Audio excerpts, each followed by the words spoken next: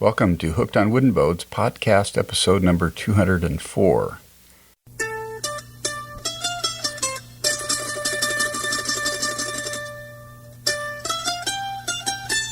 I'm your host today, Dan Matson, a.k.a. Wooden Boat Dan. If you can't do it, nobody can. Although there have been thousands and millions of attempts. And this is the world's first podcast fully dedicated to celebrating the art, craft, history, tradition, and romance of wooden vessels around the world. Thanks for joining me today, folks. Bet you thought I wasn't going to do another podcast, didn't you? It's been a couple months. I apologize for that. I've been a busy guy.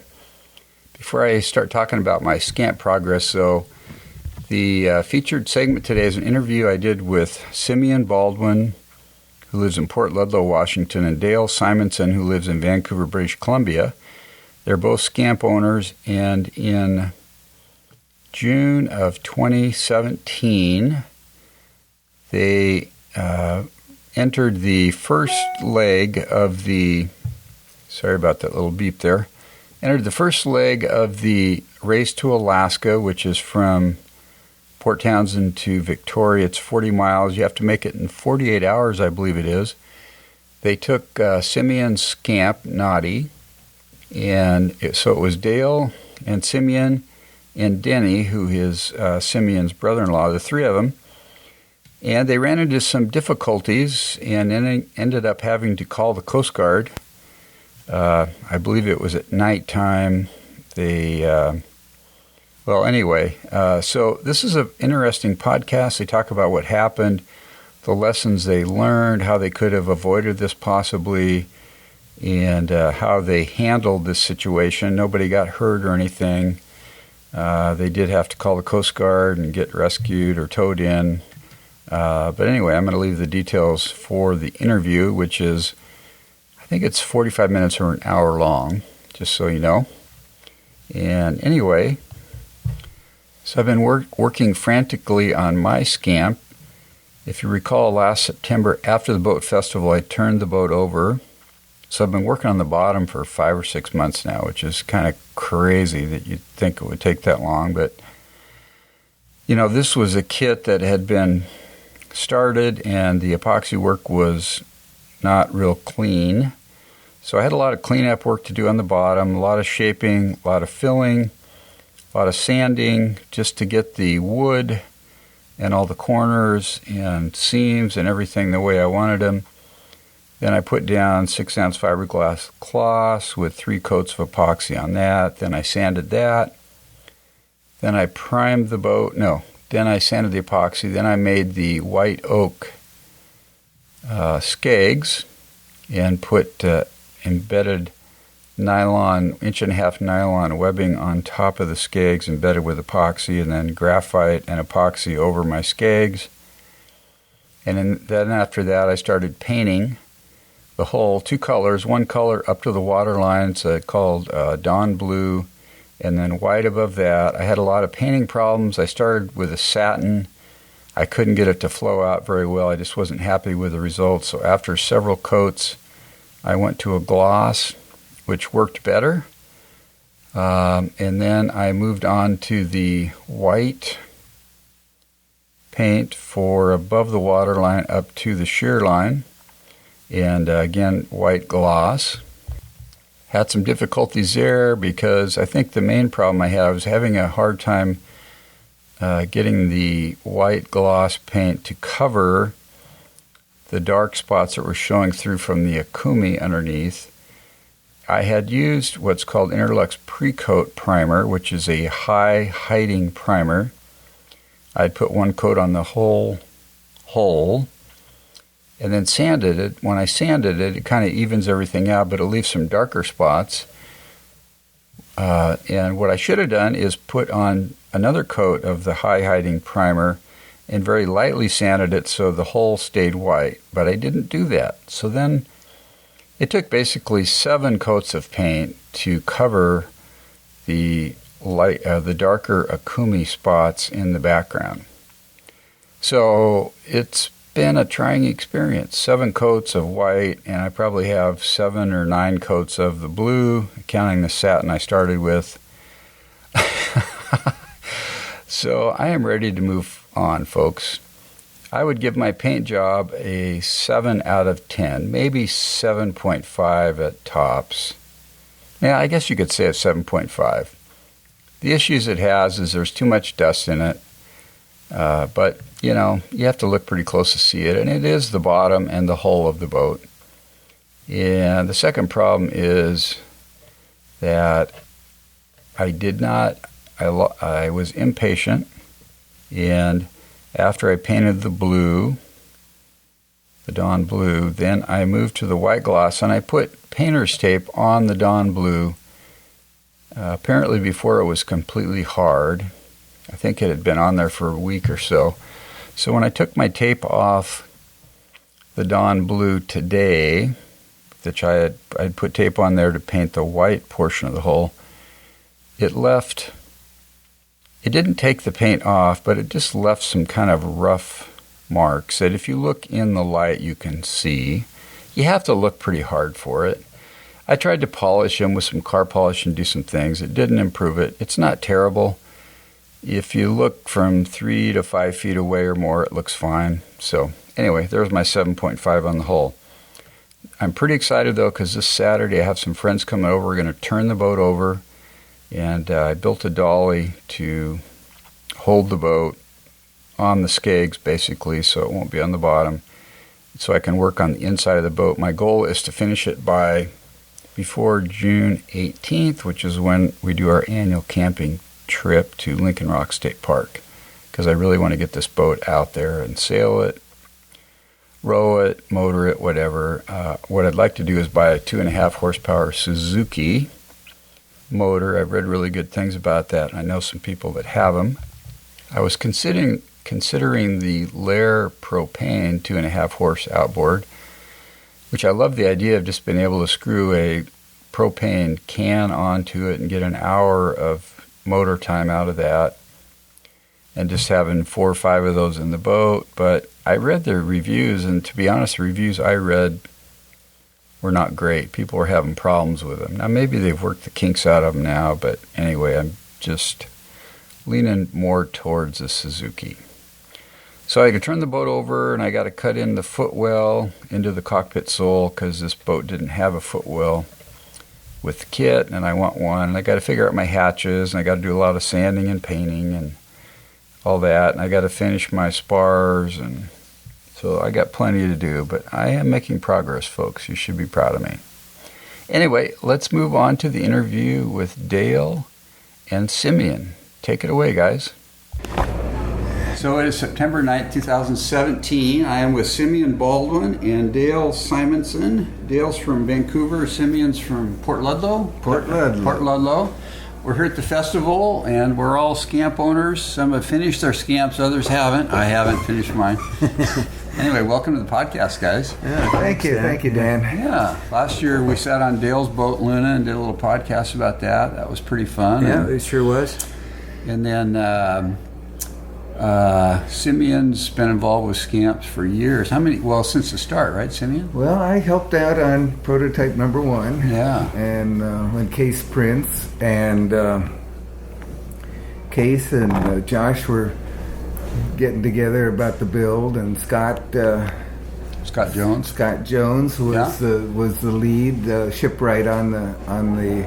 Well, actually, Case was lead, but Scott and Sarah were the hands-on finishers. Finished the SCAMP in, I believe it was 6 weeks. They started on Festival Day, Friday of September 2011?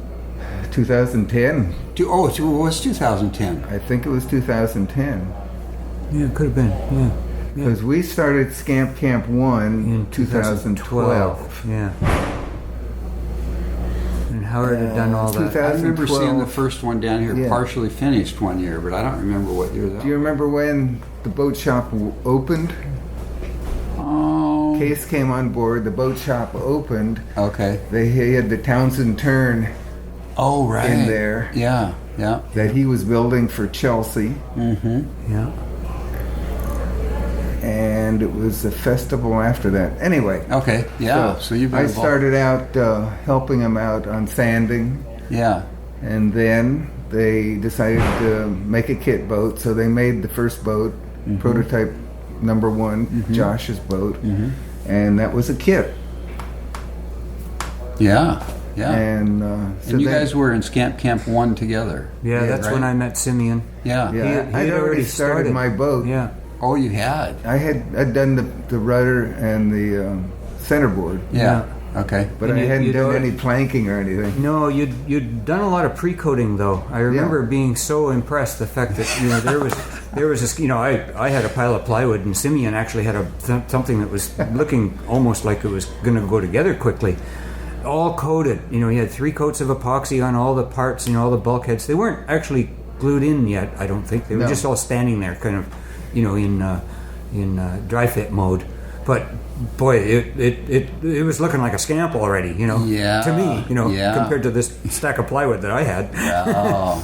And the rest of us in the 9 other boats that were there were just stacks of plywood, and there was Simeon's kind of one step ahead of us. It was nice to be able to kind of, But you guys caught up fast. Yeah, we did. And then it didn't take us long. After 10 days later, we were 10 days later, they go out the door, and then Keith Nesman. Yeah, he finished his first. He finished his first. Oh, he did. Camp 1. Yeah. And he's down in Portland. Yeah.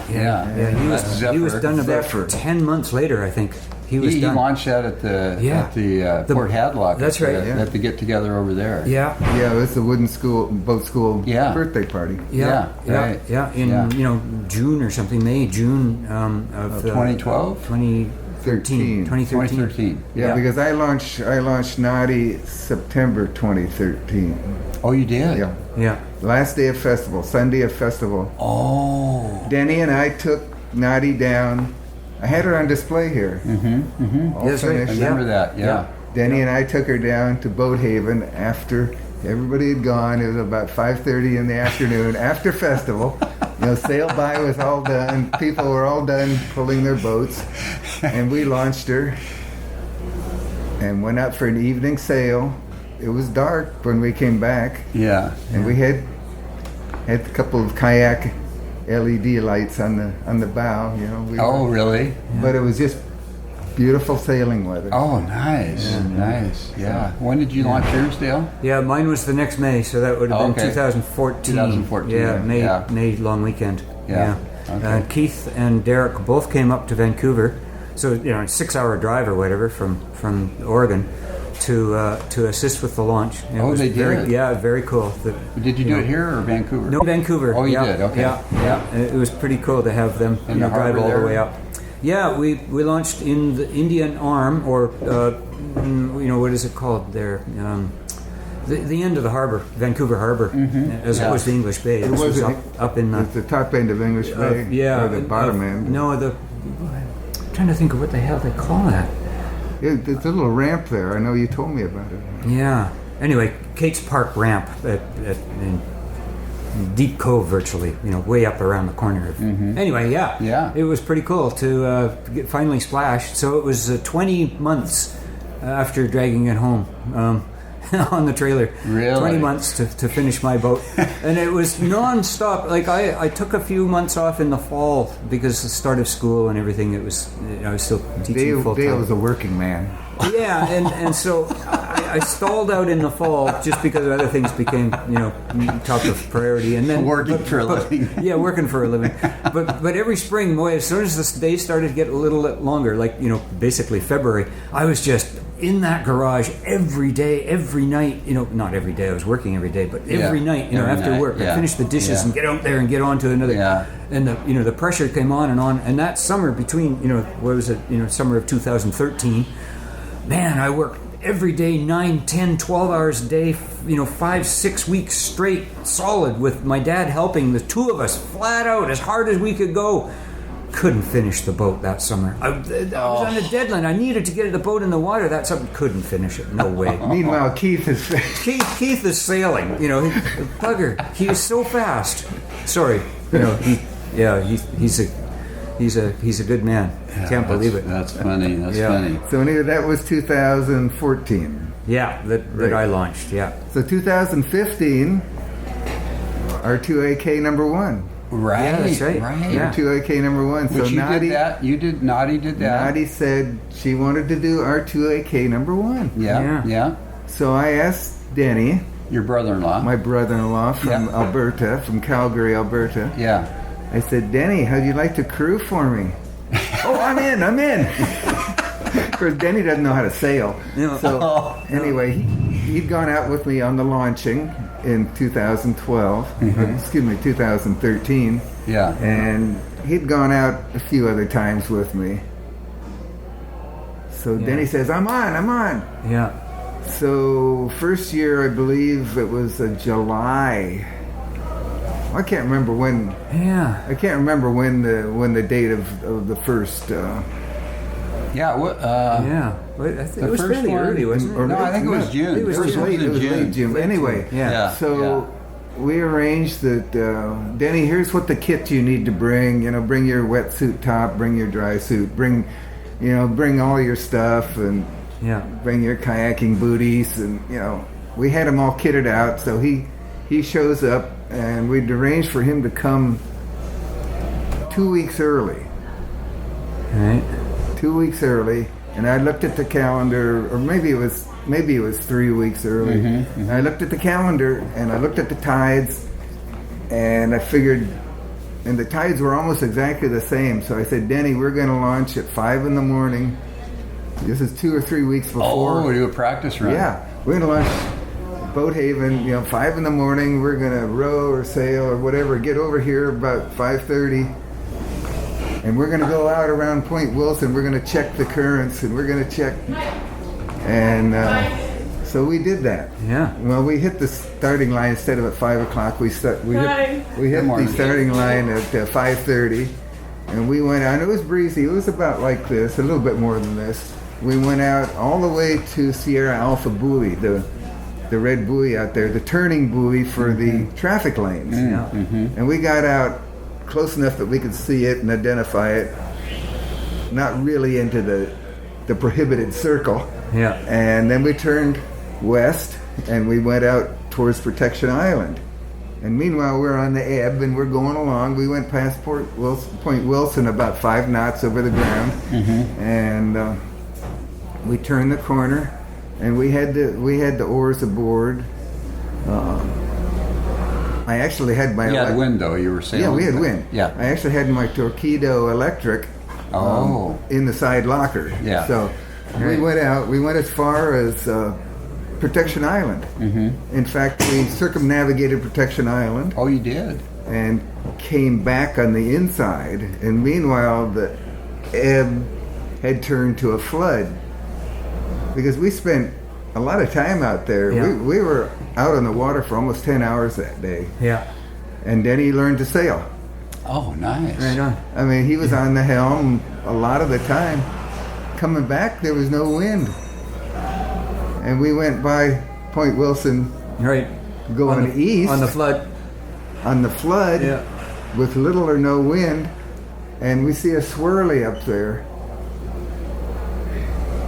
And I said, Denny, we're going to go through this swirly. And we went through the swirly and did a 360. Oh, you seriously? Yeah, we didn't have enough wind to sail. No steerage. No steerage. Yeah. Whoa. There you are. Wow. And we came out the other side. Well, we were going backwards for a while. And Denny's eyes were pretty big. And I said, don't worry, Denny. We're still going in the right direction. Even if it is backwards. then we popped out the end. And about then, the breeze picked up and we came back in. So that was Denny's introduction. And then he went back to Calgary in the week or so between, and then he came out again for the race.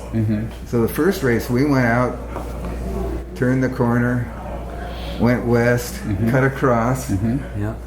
and ran out of wind. Yeah. And we didn't get far enough west. And so we're drifting Drifting to the east. to the east, Yeah. Yeah. trying to get into Trial Island. Yeah. Can't make it. Trying to get into Discovery Island. Yeah. And we get in just close enough to drop the anchor. And this is about 14, well, 2 o'clock, 3 o'clock in the afternoon, maybe. Yeah. And I think we actually got the anchor down about 4:30 or 5. Yeah. A little cove on the south side. And we overnighted.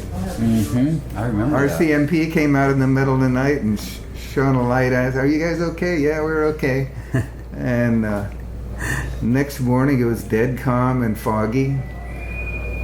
So we said, let's row in. And said, well, we had no option. So we rowed in, I believe it was like 8.5 nautical miles to the finish line. And we finished an hour ahead of schedule. An hour, maybe an hour and a half, or maybe 45 minutes before the 36-hour deadline. Cut off. Yeah. So, good. We got our blazers, the whole bit. Yeah. Nice welcome on the dock because we were one of the last boats coming in. We had a cheering section, you know. Yeah. Nice. So, that was 2015. Yeah, 2015. Year goes by. Yeah. The fall comes by, and then he says, "We're going to do it again." And he says, "Yeah, let's do it again." "I'm in," he says. So, year number 2, 2016, we have a nice southerly. We shoot across in 8 hours. Yeah. Really? Or under 9 hours. Wow. We had to hold up at the entrance to Victoria Harbor by the Coast Guard station. What's the name of that? Ogden. We went by Ogden Point. Yeah. And the little boat from the traffic control comes out and says, hold up, Coho Ferry's, the 3 o'clock Coho Ferry's coming out. Right. Oh, really? And we'd already poked our head in, and we were at the point where you had to drop the sails. Yeah. And so we dropped the sails. Denny was on the oars, and there's a ebb current coming out, you know, a current right on our nose. And Denny's trying to hold his position, and the guy said, "No, you can't go in." And so we went over to the shore and nosed the boat up into the rocks right there. And this is by Fisherman's Wharf. Yeah, Fisherman's Wharf, Fisherman's Landing, whatever. Yeah. And a couple of boats behind us were the same way. And then we rode in, and I looked at the GPS afterwards, and it was 41 nautical miles that we'd sailed that day. Wow. And I did the math with the 8 or 9 hours, whatever it was, and we averaged 4.2 knots. Yeah. Going across. Wow. That's pretty good, eh? So that was all good. 2016. That was all good. 2017 comes along. 2017 comes along, and Denny's, I'm in. So we said, we'll do it again. Yeah. And in the early year, I'd had a hernia operation. And I'd been working out on the rowing machine. In the gym there, and I felt pretty good, and I was all healed up. It was 2 or 3 months. Yeah. And so anyway, but meanwhile, Denny'd come down with a hernia. Ooh. He said, "Sam, I got a hernia." I said, "Well, how bad is it?" "Well, yeah, it bothers me a little bit, and mostly it's my hip that's bothering me." And I said, "Well, you still up for it?" And he says, "Yeah, I'm up for it." And then I got to thinking about it, and I said to myself, We "Boy, have an actual. Sorry. sure be nice to have a third crewman." And I said, "I wonder if Dale would do it." So I emailed Dale, and Dale says, "I'm in." Actually, Dale had to check with the boss. Yeah. It took me about 2 minutes to decide, well, of course I should do that. But then, of course I had to make sure it was okay with the wife, which, that delayed my reply for a day. Yeah, okay. Yeah. I wasn't ever going to do that. I mean, who wants to, participate in a race across, the Juan de Fuca in a 12-foot scamp? I mean, it's the silliest thing. What? Yeah, why would you do that? Yeah. But of course, then you go, well, when are you going to have an opportunity to actually cross the Juan de Fuca in a scamp in such sort of, well considered and protected time. It's, where you've got some support, many eyeballs on you. Let's put it that way, right? Right. It's not like you're going to go astray because the rest of the world is looking after you, so to speak. Not really, but. So it took me at least 2 minutes to consider the fact that I think I should do that. Okay. Yeah. It was completely out of the blue. I never really had considered it, but as soon as the email came in, it's like okay. Well, after year one, I put out a challenge on Josh's Small Craft Advisory Board blog, or his what do you call those things? Yeah, forum. And said, hey, sure like to see more scamps out there, and let's see if we can get more scamps. Well, nobody stepped up. And the same thing happened after year two. Nobody was quite as adventure seeking. But so tell us about 2017 then. So you guys, Dale came into town first, a few days early, so we could sort things. Yeah. And Denny came in the next day, and we're sorting things. We're making we're elevating our rowing thwart. We figured we needed it about 3 inches higher. Oh, really? For proper, more comfortable, proper rowing ergonomics. And so we did that. I bought a new anchor a North Hill anchor that I wanted mounted on the transom. So we mounted that. We did a lot of things, and I'd already gone through the boat. Pretty much did anything that needed to be done. So we thought we were pretty good. We hadn't had a chance to test the oars on the new setup, but we said we'll do that day before, and so because I booked a berth here for the night before, and so a couple other things we wanted to try out. What was it? I can't remember, but gosh, we never actually did get a sea trial in. The three of us, we didn't. The three of us worked for 3-4 days there, getting ready. It became more and more kind of busy because pretty soon we discovered that the trailer lights weren't working, and then pretty soon we discovered that the brakes were worn out on the tow vehicle, and pretty soon we discovered they all kind of added up like they always do before a deadline. But it was busy time, but a good time. We were laughing the whole time, and managed to get the boat in the water, and it was down in Port Hudson rather, and we went to bed at. Oh, hang on. Okay, so the day before the race, the weather reports start rolling in. Yikes. And it didn't sound too bad at the beginning. Sort of midday, it was there's gonna be a bit of a front come in. Oh yeah, okay, that'll be good. And then a little later in the day, it's actually that front's got a little teeth in it, by the looks of it. And then by 11 o'clock that night, we're huddled over Simeon's computer, or maybe it was more like 1 a.m. We were huddled over Simeon's computer going, oh my God, this is... No, we'd gotten to bed before then, because we did get up at 2:30. Oh, okay, so it was 11 o'clock. We're making the final call. Okay, so, are we in or are we out? Oh, yeah. We're in. Okay. We know this is...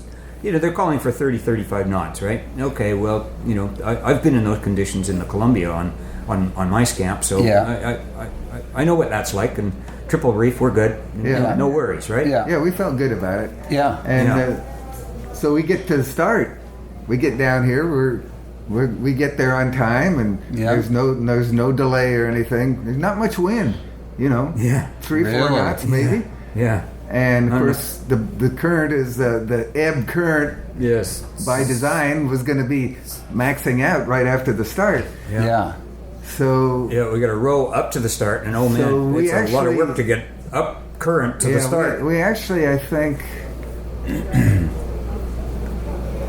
we sailed out under oar. We did, power sailing. Power sailed out through the mouth of Point Hudson here, Yeah. which is tricky when the wind's out of the south. Yeah. So we got and the out. ebb was taking you out. And we're drifting towards Whidbey. We're drifting east, trying to get back to the start because we didn't get we didn't get up west enough. Our plan was to try and get west of the Maritime Center Pier, which is the start line. Yeah. Man, we're stroking, trying to get up there. And Denny was on the oars, and he worked real hard. And he was flailing, because we weren't used to the new oar setup, and the SCAMP is very, very fussy when it comes to oars. You've got to be balanced, port and starboard. Mm-hmm. You have a high oar, you're not so good, and fore and aft, bow down, stern down. That's of less importance. It's the port and starboard. So when we got it sorted out, and we got on the right side of the starting line, and I think we were actually. We actually crossed in a pretty good time. Yeah, we were. Yeah, we were kind of in the middle of the fast boat fleet, going across the line. We were probably finally got on the right side of the start line after the gun went off. Mm-hmm. It was is that about 5:30? Was that when the start? Yeah, I think it was delayed to 5:18 or so. Was the actual start? Yeah, something like that. Basically 5. Yeah. Okay. Yeah. So bang, gun goes off. Whoop, we were around the butt end of the committee boat, and off we go. And rowing the whole way. Now we're with the current, so we're rowing, and everybody else is rowing too. And it's smooth water, very little wind, just enough to make a bit of sail shape. So we're power sailing the whole time. And we do that all the way out around the bend. Yeah, we go out past Point Wilson, and we're going good speed over the ground. We're going 4 or 5 knots over the ground. We turn the corner out, as you get towards Sierra Alpha buoy, because they had a big prohibition. They were really tough this year about not going near the turning point for the traffic separation lanes. Oh. So we headed west like we'd planned, and breeze came up a little bit, so we're doing a little more sailing, but rowing the whole time. Yeah. Mm-hmm. And Denny and Dale were splitting off, and I did some rowing later, not so much earlier. Yeah. And we get past Protection Island, and we're looking at the forecast. We're listening to the weather radio, and it was supposed to be a southeasterly, in the morning. And we're checking the barometer, because our Bruce, our weather god or our forecast god that put out this marvelous brief, said, keep your eye on the barometer, and it'll start falling at a certain point, and that's when you need to start keeping your eyes open. Okay. Yeah. And but it didn't fall, because he was predicting this thing was going to come in about 10 in the morning earlier, and then he amended his forecast till later. Okay. But we kept going and kept rowing, and finally we cut to the north. Yeah, we crossed the vessel traffic zone. Tried to do it as close to right angles as possible. Mm-hmm. So we were heading basically due north for the bottom end of Lopez or something, about there, and then turned left again, heading due west again to try and get as much westerly as possible, knowing Simeon's issues of previous years. That you don't want to get you want to get as far west as you can. And we were out there, and the weather had not come. We kept expecting the weather to come, and it had not you come. Weren't seeing it, huh? And we're listening to the radio, and we're hearing these boats talking about maybe putting into Dungeness and overnighting there. Oh, really? On this side? Yeah, on the south? and Dale and I talked about it. Danny talked about it. Do we want to do that? And we decided against it. Yeah. We committed. We're going for it. Okay. And turns out 10 boats decided to go there and spend the night. Oh, they did? Yeah. The Montgomery 17, some small catamarans, some of the, I think the kayakers. Yeah. At least one of the kayakers. Yeah. So anyway, we made the choice, and we went across. Mm-hmm. And somewhere about 2 in the afternoon. Yeah, 1:32. We could see the skies lowering, and we could see dark dark weather action coming at us from the west. Yeah. But it wasn't coming very fast. We kept watching it, and we kept rowing, and Dale has gotten soaked. Both Dale and Denny had got soaked on their undergarments underneath their dry suits. Yeah, we were wearing our dry suits this whole, we put the dry suits on at 2 o'clock in the morning or whatever. Dale peeled off his dry suit top and removed my, merino wool, polypro type stuff. bottom layer, the insidemost layer, put a fresh one on, and then put every layer of clothing that I had in my kit on. Oh, you did? And then zipped up the dry suit and sealed the neck again. Yeah. Okay. So I was, had lovely, really warm, dry clothes on underneath my dry suit. Yeah. Unfortunately, Denny didn't do that, and Simeon and I weren't really doing a good job of looking after our. Yeah, this is one of the lessons learned. We should have been a little more alert to making sure Denny. He had a neck issue on his dry suit, which we'd worked on stretching, and unfortunately he had a neoprene collar which you cannot cut and open up. Yeah, as the latex collars. You can adjust the tension by removing a little bit of the latex. And his suit was such that he couldn't really take the top off easily. Yeah. So anyway, but we did not give it any concern. Was he wet? Was he wet inside? Oh yeah, we all were. To some extent. Dale probably less so. This is the issue, and this is all hindsight now. But Denny was obviously swimming in sweat inside this rubber suit. Oh, okay. And so when the wind hit, he instantly got cold. Yeah. And when the wind hit, I was and fine. You had the dry suit on. There. I had this, beautiful warm dry suit that was hold fresh dry clothes underneath. Yeah. I was fine. It hit with a bang. We saw it coming, and it was getting closer and closer, and we still had no reefs in. We were trying to get every square foot of sail possible. Yeah. So I've got a pretty quick reefing system. We threw in one reef, threw in the second reef, and we did not put the third reef in. We debated on doing that, but we didn't, and wham! It hit. It wasn't driving rain, but it was rainish. Yeah. It was blowing precipitation, but it wasn't driving. Yeah. But it was windy. And we took off. And Dale's at the helm, and off we go. Yeah, by happenstance. I happened to be on the helm when the first tickle happened, which with about 10 seconds later, the second tickle was a good gust, and then boom, we're in it. Oh, really? And so it happened. You had 2 reefs in at that point. Yeah. And we didn't really need 3 reefs. You didn't need 2. No, early on we didn't. Well, yeah, we didn't need the 3 reefs because we had 3 people aboard a SCAMP.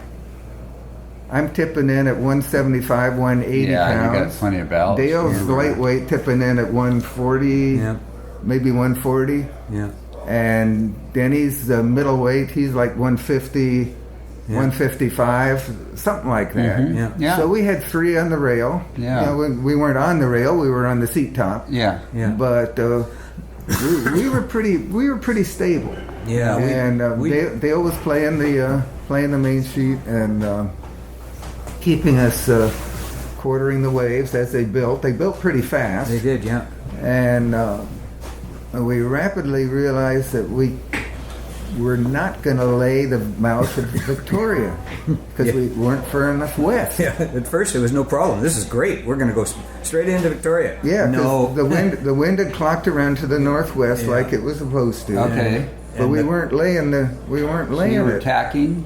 Were you tacking? No, we were on port tack. We were on port tack for hours. For hours and hours. Okay. And which should have been good. Yeah. And but you were. It was current. And we talked about a third reef, and we felt we needed the pointing ability and the driving ability. Yeah, I think it wouldn't have made any difference. No, in the total sort of 3 or 4 hours of that first stretch of work was I think we dipped the rail twice. We got maybe a gallon over, it was like, oops, I didn't ease the heat sheet enough, or and it happened twice, this kind of thing. Yeah. So we were, well powered up, but not overpowered, and sailing effectively. We were, moving as fast through the water as we could possibly do so in those conditions. The waves were the tops of the waves were blowing sideways off, into our faces, and it was honking out there. It was definitely windy. I had a wind meter on an anerometer on the masthead, but we didn't have the hands. We didn't have the hands to check it. No. So I'm not sure. Too busy holding the boat upright. And I had forgotten to put the recording function on, which would have recorded it. Yeah. That's a shame. So on my cell phone. Yeah. But it was easily a steady 25. With some gusts. Maybe a little more. Yeah. But it was easily gusting to 30 to 35 in the worst part of it. Yeah. And so we weren't making Victoria. We weren't making Trial Island. No. And we were going and going. We weren't making Protection Island. Discovery Island. I mean, Discovery Island. Discovery's in Chatham. We're drifting away. On the other side. We're headed for Harrow Straits. We can see San Juan Island sitting there getting closer. Yeah, the next bailout for us is looking like Friday Harbor all of a sudden. It's like, oh my God. So you're on a port tack, so you, the best you could have done is maybe like a beam reach and headed due west?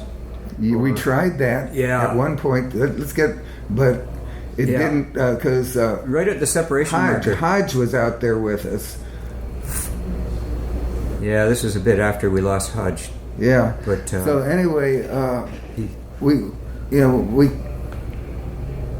let's back up a little bit. Let's back up. Okay. Yeah. This stuff hit us about 2 in the afternoon. Yeah. I think it was 2:14 or 2:15 in the afternoon. Yeah. It didn't take very long where Denny went violently seasick. Oh, he did. Yes.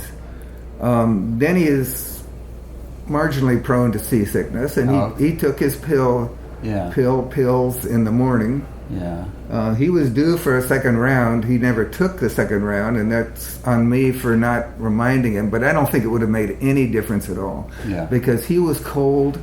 So he had already started to get cold at that point. Yeah, he was already cold. He was cold already. And after maybe half an hour of this violent motion, all of a sudden he says, "I'm seasick," or I'm going to puke, and he pukes, and he pukes, and he pukes. So he had maybe 2 hours of dry heaving. Yeah. I don't know.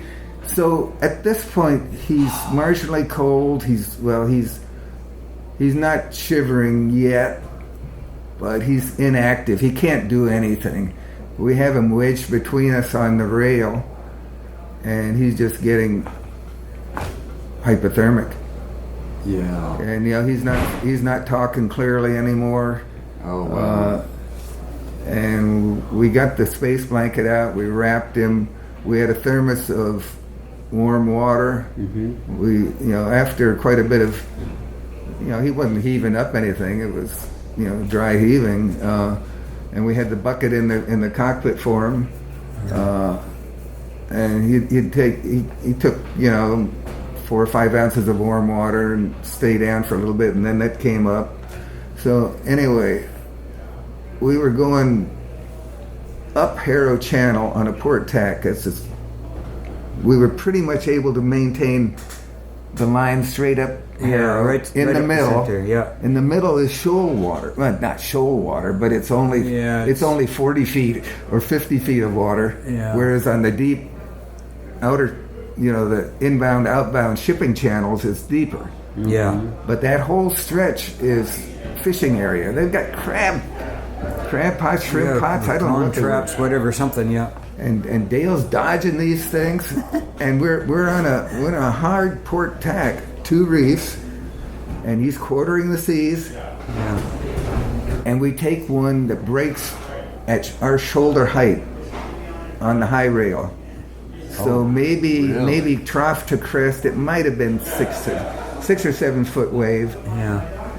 And it crests lips right into the cockpit. Into the cockpit, over our shoulders. Over our shoulders. Between the three of us. Well, by then Denny's, I think, down in the sole. But yeah. And that first one, I did not have my hood up on my dry suit, so I got some down my neck. Yeah. Turned out I didn't have my dry suit all the way topped up. But anyway, that's a different story. Yeah. So didn't discover that till that. So we had half a cockpit full of water. Oh, wow. And so I reached down to the whale pump and the gusher pump, and I pumped like heck, and it empties the cockpit. Which is a manual pump. Yeah, manual pump. Yeah. And so we're going along, same, and we get up. We're up ahead. There's what's that island?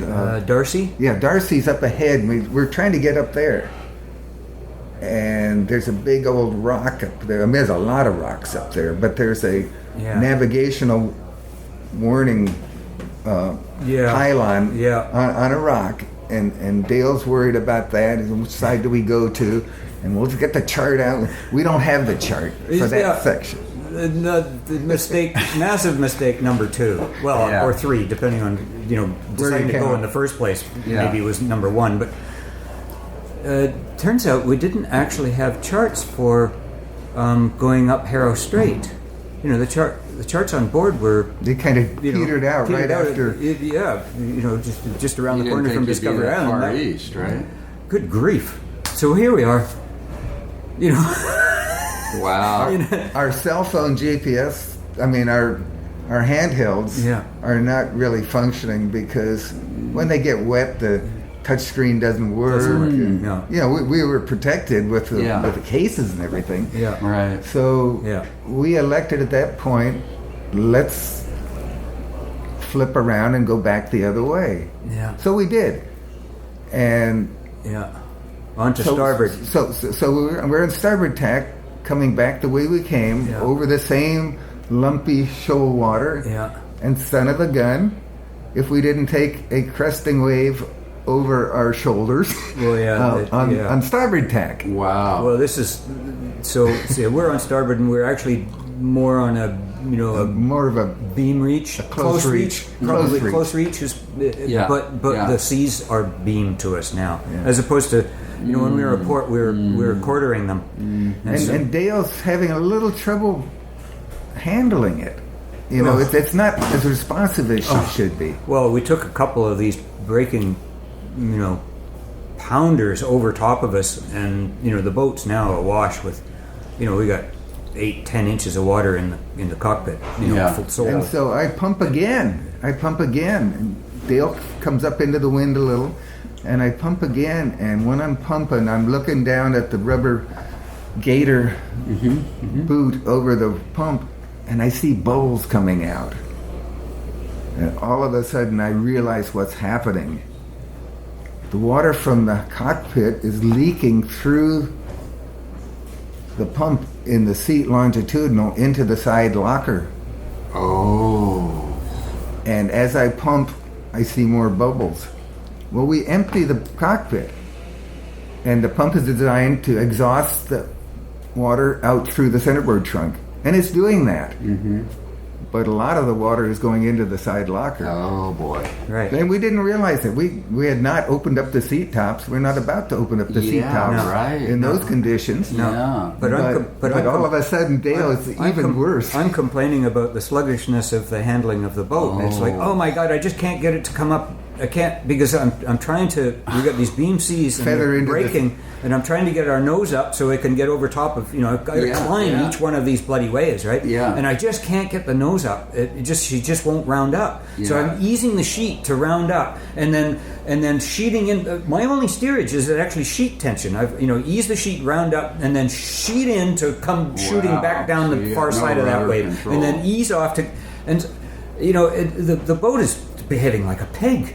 And then Simeon says, well, there's bubbles coming out of the pump diaphragm.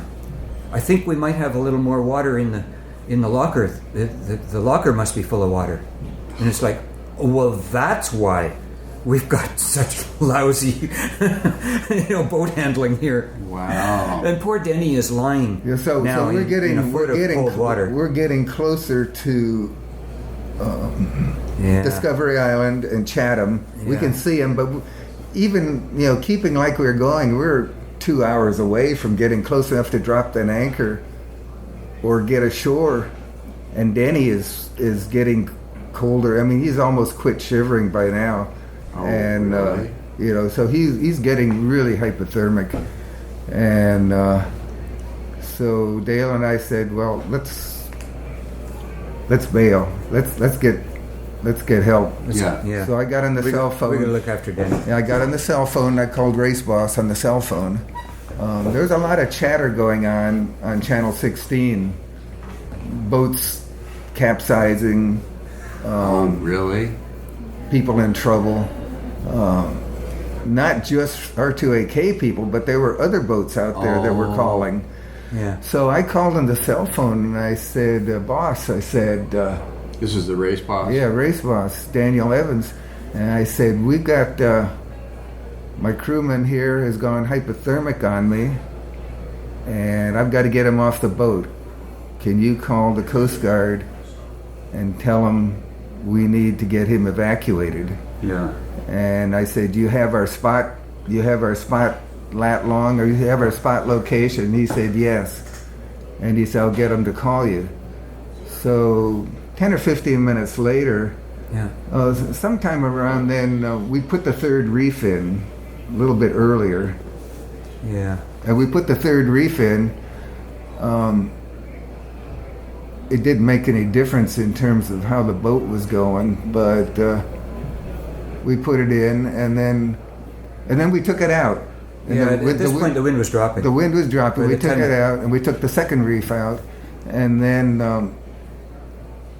Coast Guard, the Royal Canadian, or the Canadian Coast Guard Auxiliary, called us on Channel 16, had us switch to 83 Alpha, and we talked to him. I said, hey, I have a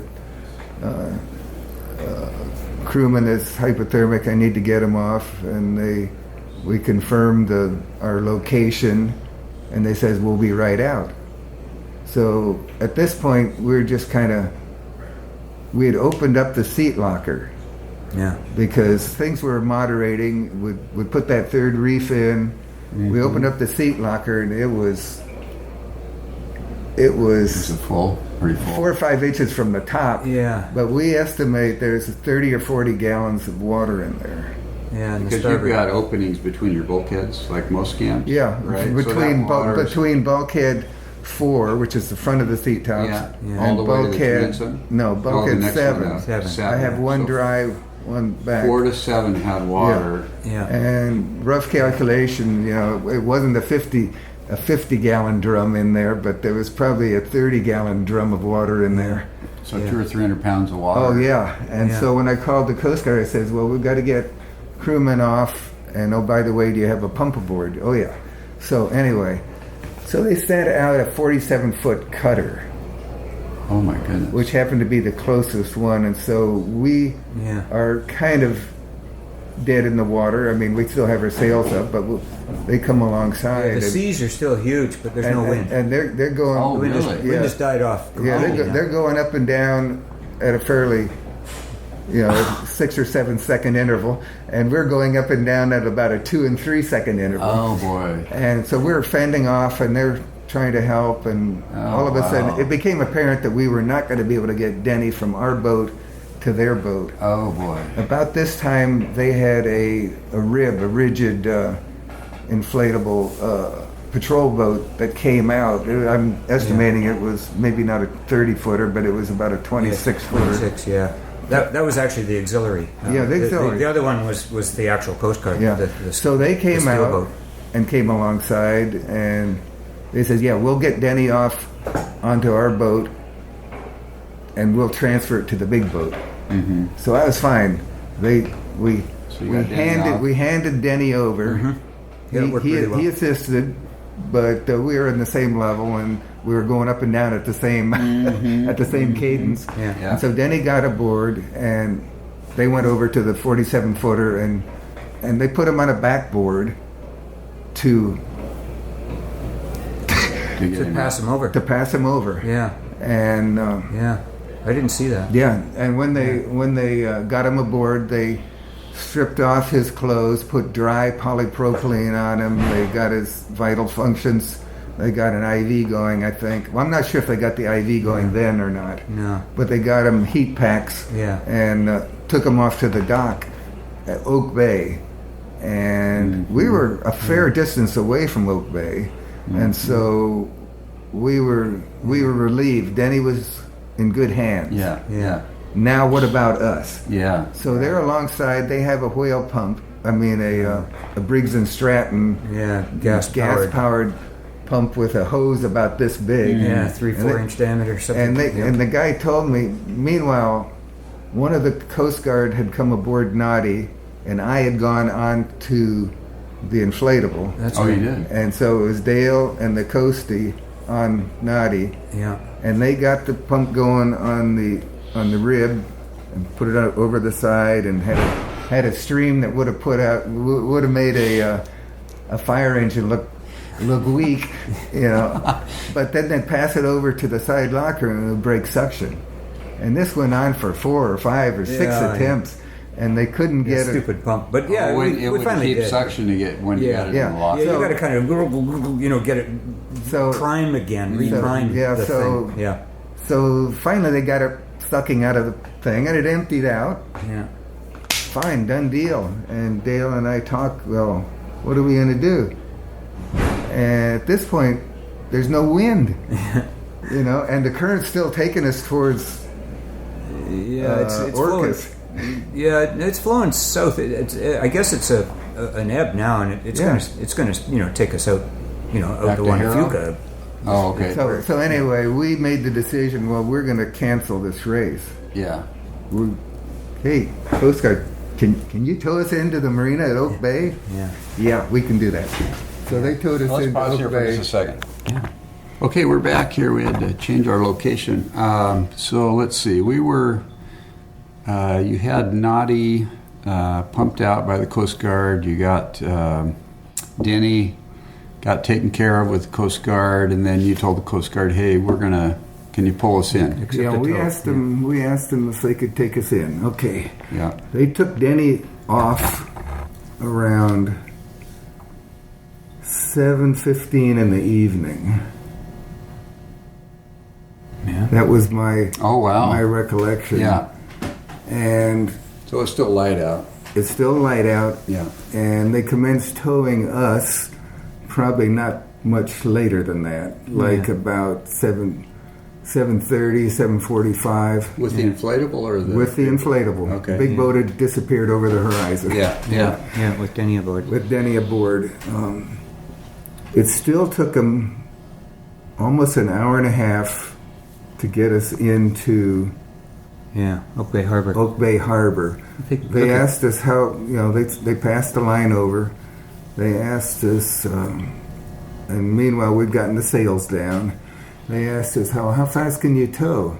And I said, well, hull speed is 4.2 knots. I said, we can probably do 5.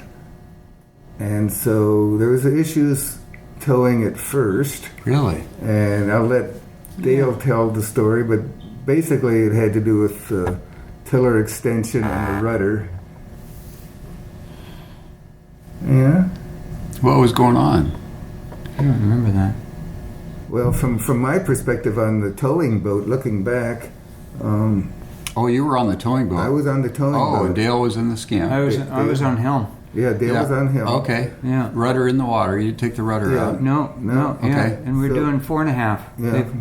They towed us at 4.5. And it was smooth. I mean, we had to follow the boat, and it was. I think the issue was that the tiller extension got wedged under the gunnel or something, and then. No, I do vaguely remember something. Anyway, that got cleared up, but it did take him a considerable time to get us into the marina. Well, it was a full hour because it turns out, looking at the map afterwards, we were a long way out. GPS. Yeah, it was about 4.5 nautical miles south of. Wow. By the time we actually, had the tow line on, pumped out and tow line on, and started moving. it was about 4.5 nautical miles due south of Oak Bay. Is where Wow, we were. yeah. So we've been dragged down into the... Oak Bay is on the east side of Vancouver Island. Yeah, it's on the southeast. kind of on the corner, inside, behind Trial and Discovery Islands. Yeah, in there. okay. Yeah. Well, the Coast Guard Auxiliary took us to their home base. They have a covered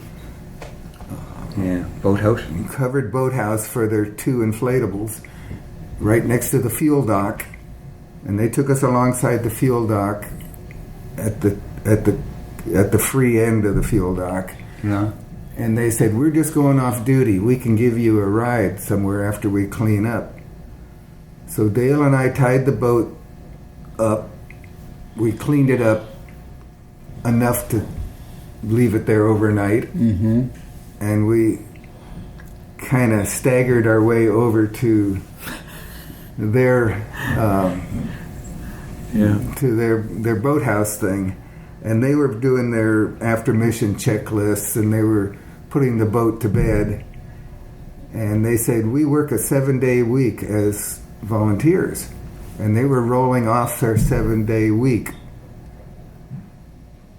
And a new crew was going to come in the morning. Oh. So they were wrapping all that up. Mm-hmm. And they said, we can give you a ride. Where do you want to go? Well, we want to go to the Embassy Inn. In Victoria. In Victoria, right near the Coho thing. Yeah, right down in the harbor. And to get the tow vehicle. So, meanwhile, Denny is in Royal... what is it called? The Jubilee. Royal Jubilee Hospital, which is just very close to Oak Bay. Oh. Yeah, it was very close. And so we grabbed Denny's backpack with a change of clothes in it and his passport and all that good stuff. Yeah, that's right, because we hadn't checked into customs yet. Yeah, hadn't cleared customs. Oops. And so they ran us to our tow vehicle, which was at the hospital. And we didn't even check into the Embassy Inn there because I had a set of keys. Mm-hmm. And off we went to the hospital. We got there 11:30. Yeah. I don't know. Yeah, midnight, 1 o'clock. I don't know. I would say 11:30. Yeah. And Denny's in bed, got an IV on. He's blankets up to his chin. His color is not real good. Yeah. I mean, he's not rosy, but he's not green either. A bit pale, yeah. So, and he's talking, and he says, we tell him, boat's okay, we're tied up, we got your clothes here, and he tells us what they did. They did the IV, and they did an EKG, and they did blood work, and so we're talking, and the nurse on duty comes in, and we talk a little bit, and he said, well, when can he be released? Well, the doctor wants to wait for the blood work and the EKG. He wants to evaluate things. And finally, the doc comes in and says, I think these guys seem to be pretty good mates. I think I can release him to you guys. Oh, really? Okay.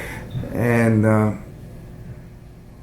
this would have been about 2 in the morning. Yeah, I think it was 2. Oh, wow. Yeah. Wow. Meanwhile, we've been up since 2:30, the previous 2:30. 24 hours. Yeah, that's right. Yeah, 24 hours. Holy So, wow.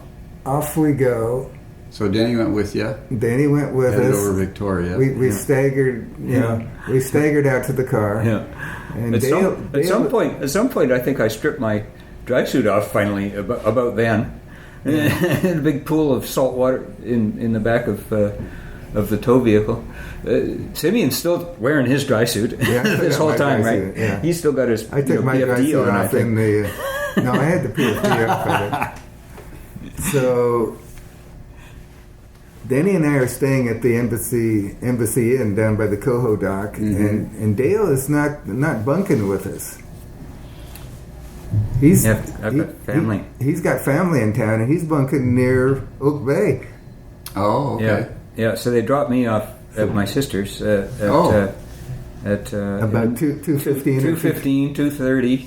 It was 2:30 when I rolled into bed. So yeah. Oh wow. So they. So we're parked in the driveway, sort of, and Dale's down by the garage fumbling around trying to get the combination on the garage door to open, and he can't do it. And we repositioned the car so the headlights are down there. Oh. He didn't have he had the combination in his bag or something.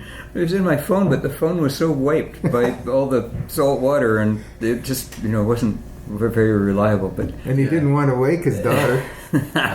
She's a school teacher, and it took a few minutes of farting around at the end. You kind of you're not really firing on all cylinders at that time. I bet. 24 hours you in, must and be exhausted. we were pretty tired. It's amazing. Wow. And I wasn't firing on all cylinders because I'm sitting there in the driveway looking, and I'm seeing a window over here on the side of the garage.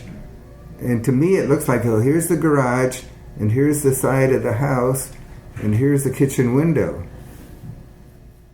And I'm seeing somebody in that kitchen window that looks like they're doing the dishes. And it looks like a lady. And I'm thinking, is that his daughter? Why doesn't she come and help him? She must be able to see our headlights in here. Why doesn't she help? And pretty soon the garage door opens, and Dale goes in, and I don't remember if I saw the lady then or not, but we say, we'll see ya, and I pull out, and I go through 4 or 5 traffic lights, or half a dozen traffic lights before we get to the Embassy Inn, and we go up and check in at the desk and say, give us our keys, and we get Denny up to bed, and and I didn't give that lady any more thought. And Dale and I had decided, well, we'll have breakfast together at about noon. Yeah. Let's meet around noon. Well, you call me, I'll call you. Yeah. And we decided that Denny wasn't doing anything but staying in bed or relaxing on Friday morning. Yeah. Because this is Friday morning now. Mm-hmm. So Denny stayed in the motel all day, watching hockey or whatever he was doing, because the cup, Stanley Cup, was right about then. Oh, okay. And there weren't any games that day, but there was lots of reruns. Yeah. So anyway, Dale and I meet. I go over to his daughter's, meet him, and we go down to the boat. Yeah, but you're looking at, you pull up on the driveway. So I pull up on the driveway to pick Dale up after we do a phone call, and I'm looking, where's that window where I saw the lady? There's a tree there. There's nothing there. There's nothing there. He was hallucinating. I was completely hallucinating. And, oh my goodness. We assume. I couldn't believe it. There was no house there. There's no house there. Oh my goodness. And what's going on here? What was I seeing last night? What was I seeing last night? And it was clear as day. And that has never happened to me. Really? So anyway, we go clean up the boat, and Dale's lovely daughter helps us. We're passing stuff off the boat onto the dock. It's all spread. I wish I'd taken a photograph. I just wasn't thinking about taking a photograph. Yeah. And meanwhile, I went up to the marine office and paid an overnight $10 or whatever they charged for the boat. And then they said, well, move the boat. We've got to get it off the fuel dock. Yeah, okay. So it gave us a slip. So I row over there, and the slip's taken. So anyway, and Dale, go up and find out where the heck we're supposed to go. Oh yeah, you're in F4 or something like that, which is the furthest dock way around. The other way around. Yeah. Oh, So I'm rowing, and which is no big thing. It's it's nice weather and everything. Yeah. So I finally get there. We get the boat tied up, and then we go back and find Denny, and. I think I took you back to your sister, or did you come back to see Denny? But anyway, we went to the party that night, Friday night hosted at the Whitehall Rowing. Whitehall. Anyways, the Whitehall Rowing company. Yeah. And I didn't go. Dale went. I took my daughter out for dinner. Dale went out. She was house sitting in my sister's house, so she was. That's why my sister was on her own adventure. They were kayaking for 2 months in the Salish Sea. Yeah. Okay. Cool. They were way up north. Yeah. So let's. So anyway, let's wrap this up. Let's wrap it up. Yeah. So lessons learned. So hypothermia prevention. Well, lessons learned was. I think that discounting the fact that first of all, we decided to do the mission with the weather forecast as it was, and I'd still go with that. Okay. The second lesson learned was, should we have gone into Dungeness? Turns out 10 boats went into Dungeness. Mm-hmm. They all rowed and sailed in the next day and finished the race. Oh. Mm-hmm. We could have done that. Yeah. And I'd still go with the same decision of going across. Mm-hmm. The biggest lesson learned is not taking care of our crew, not interacting more as to our physical well-being, and paying attention to those details. To those details. Yeah.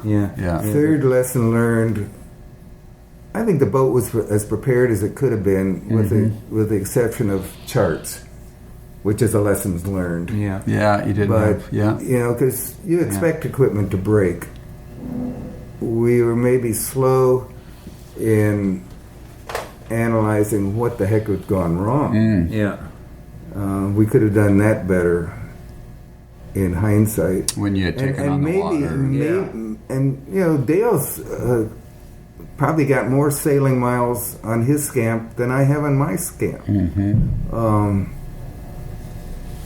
If I was at the helm when all this happened, I would have noticed it being sluggish just like Dale. But maybe I would have...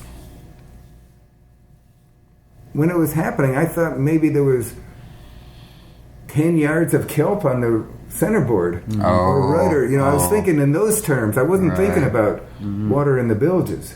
Yeah. So would there any way to look at that? I mean, can you check that diaphragm? I mean, now that you know that's a weak point. It's been all replaced and everything. All replaced, but you would obviously check that before every... No, I don't know. There's no way to check it. Oh, okay. Yeah. So I think the thing is, it's a poor pump design. Oh. Because if that is breached, it goes straight into to your whatever bulkhead that it's mounted in. There's another design, the Bosworth pump, which is a better design because the part that's behind the bulkhead is fully sealed. Oh. So if that rubber boot wasn't even there, water wouldn't go in. Oh, I see. Mm-hmm. This design, whale gusher of this model, just flush mounts to the outside. No, it's on the inside. Oh, it's on the inside. But where it mounts, there's holes. Oh, I see. So anyway, that's Mm-hmm. and that has been a possible solution. Simeon and I suppose, and we talked about this, is just to make sure that you essentially replace that diaphragm twice. They recommend every 2 years. They recommend replacing. I went to the website. They recommend replacing all the components, rubber components, every 3 years. Oh, interesting. The other thing is, I did not have an alternate pump to empty that side locker. Oh. I now have a 36-inch pump, which Dale has on his SCAMP. Mm-hmm. We could have emptied that pretty easily by ourselves. With that pump that goes all the way down. I did not have that. I see. The seat top is too small to effectively get a scoop in there and get water out. I mean, you could get it out maybe 10 or 16 ounces at a time, 10 ounces at a time. Yeah. But with a yogurt container. Yeah, which would be fine, but much slower, less effective. Cool. So the piston style draw pump, the kayak style pump is a lot more. So that's a recommended addition to any SCAMP. Yeah. So, but other than that, it was a heck of a good trip. Yeah. Very cool. Dale, what's your take on everything? Anything else? Yeah. Dale, The other thing that I found quite revealing and interesting is that I've enjoyed using iDevices. My iPhone with the software on it, and that's been incredibly useful and fun to sort of be able to record and look back at, and also observe how fast you're going at any time, and all that kind of stuff. All of that becomes completely dysfunctional and useless when you hit when the shit hits the fan, so to speak. They don't the touch screen does not operate with wet hands, so the whole thing is totally useless. And Simeon had a really good GPS, with quite a large screen on the bulkhead. But the problem is that you can't see that from the helm position, and you can't actually operate it until you go essentially, to the center line of the boat. And of course, when you're battling a 30-knot wind, you can't go down to the center line of the boat. You're up on the rail. Yeah. So that was rendered entirely useless to us. So the only effective navigational tool you have is something that is handheld, a watertight, sealed piece of paper, right?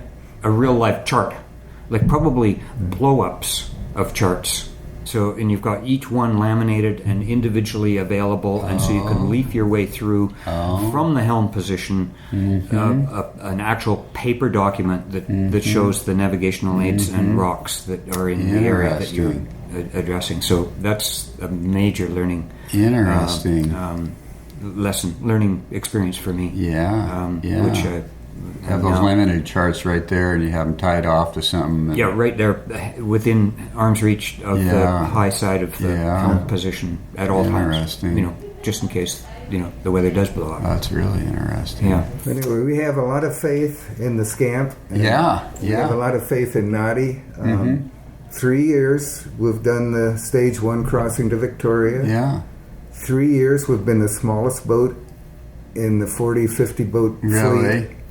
3 years we've been amongst, if not the oldest crew, average age crew, very close to it. Very good. Very good. Would you do it again? I would. Yeah, I guess I might too. Well, you guys are you're in for next year, Dale. Okay. All right. Well, thanks for being on the podcast today, guys. It's been fun. Dan. Okay. Take care. Dale and Simeon, thanks for taking the time to sit down with me at the festival and talk about your adventure. I'm glad you guys weathered the storm okay and got things figured out and played it smart and made it home safely. And even Denny made it home safely, so that's good. I love to hear stories like this just from the perspective of learning something that might help me avoid an issue at sea. So thanks, guys, for sharing. I appreciate it. Okay, folks, thanks for tuning in today and listening to Hooked on Wooden Boats. I appreciate that. If you buy stuff on Amazon, click through my link at hookedonwoodenboats.com/Amazon. If you just put that in your browser address bar, then you can make your purchase on Amazon. I get paid a small commission. I think it's 2 or 3%. That helps pay for the podcast. I appreciate that. And if you'd like to shoot me an email, my email address is woodenboatdan@gmail.com. The website, of course, is hookedonwoodenboats.com. There is an index on the site. You'll see the menu for the index at the top of the homepage. And on there is a summary, line-by-line summary of each podcast, or gives you a link, tells you what the podcast is about. You click on it and go listen to the podcast. So that's kind of an easy way to navigate 200 podcasts. Anyway, I appreciate your time. Have a great week. Keep the bright side up and the barnacled side down. Wooden Boat Dan over and out. God bless.